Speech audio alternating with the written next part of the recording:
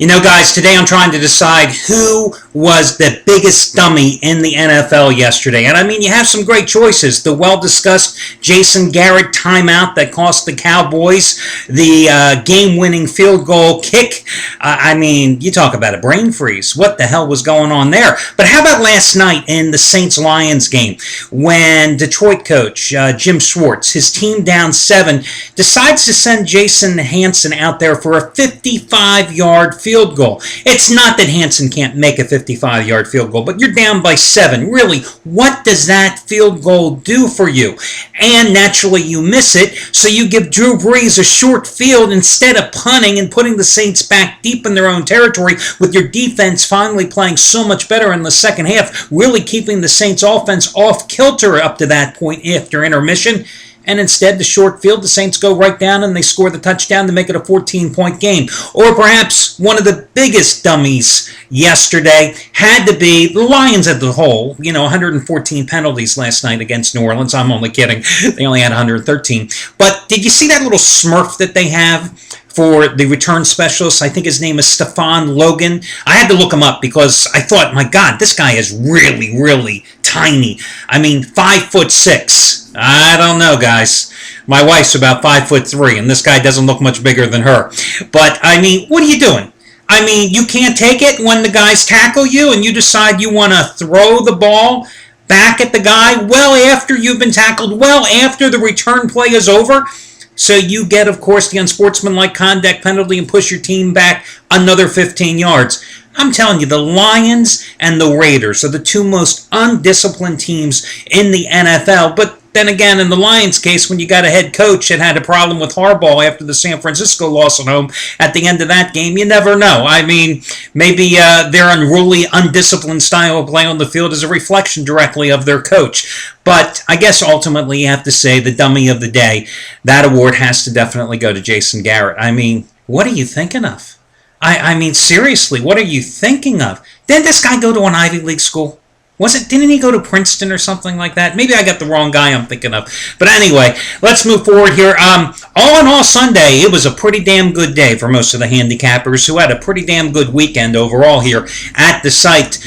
Congratulations going out to Derek Mancini. By the way, guys, you may hear all that noise in the background. I have these 2 humongous trees in front of the house. I mean monsters trees, and they're growing too close to the house, and they came out for a quote, and they said, well, it'll cost you $400 to trim it, and you got to get them trimmed like every 2 years, or $600 to whack them down. And I'm going, get the damn things away from my house permanently. So that's what you hear in the background here. Sorry for the noise.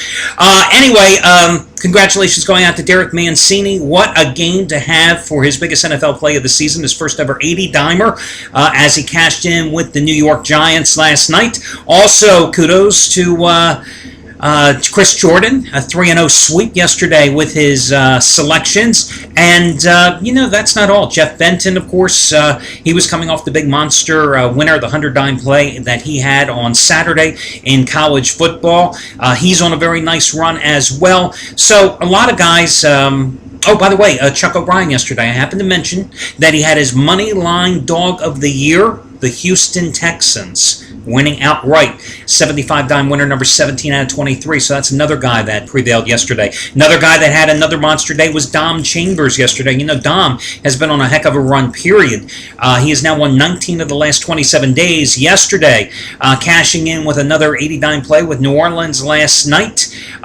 Tonight, he has his 30-dime winner, number 16 out of 20 on the Chargers and Jaguars, just as strong as his 30-dime winner on Seattle, outright as a home dog over Philadelphia this past Thursday night. And, of course, yours truly. I followed up my 10-dime winner with Baylor on Saturday with the 10-dime teaser winner yesterday on the Packers and the Saints. Oh, yeah, I was a little worried there by the Packers late in that game. But then again, for the first time I think in my life, I actually did a 7-point teaser rather than a 6-point teaser because I was a little concerned about the prices in both of those games. So I was covered, as were you, one way or another.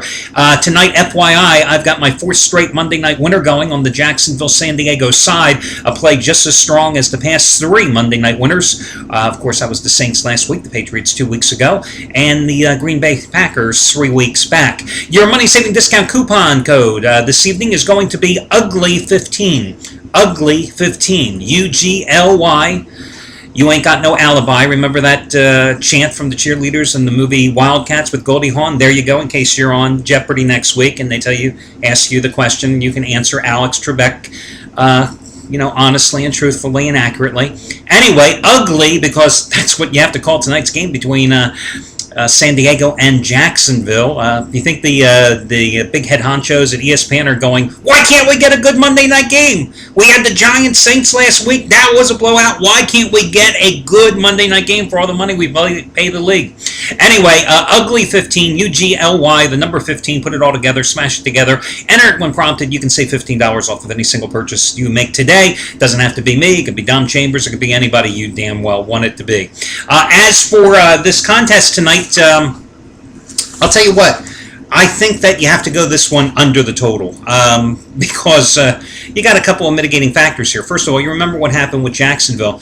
Their last Monday night appearance, that dominating defensive effort they put forth against Baltimore, a game in which they won 12-7 against the Ravens, a team that had a lot better offensive weaponry than Phillip Rivers carries into this contest for the Chargers this year.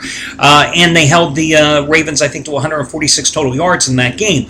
However, the key thing is, the Chargers are not the Chargers of old. This is a team that has really struggled to put points on the board, as Rivers has been banged constantly here, sacked and hit more often than not, playing behind a makeshift, injury-riddled offensive line. Chargers have been unable to get much going on a consistent basis with their ground game. Yeah, Ryan Matthews is coming off a big game last week, but let's remember, this Jacksonville defense is ranked 4th in the NFL right now. Number 3 against the pass, number 14 against the run. Let's also remember that Jacksonville is going to want to run the ball with MJD tonight. So I think all those factors align to keep this one to stay under the posted price. You've got a 39 to 39.5 point total on this one. I say this one stays under, and of course, the under has been the play in Jacksonville's games this season because they've got an offense that's averaging just like 14 points a game with the rookie Blaine Gabbert back at starting quarterback once more here tonight, and they're 10-1 under so far this season. So again, I would take the under in this contest if you're going to play it.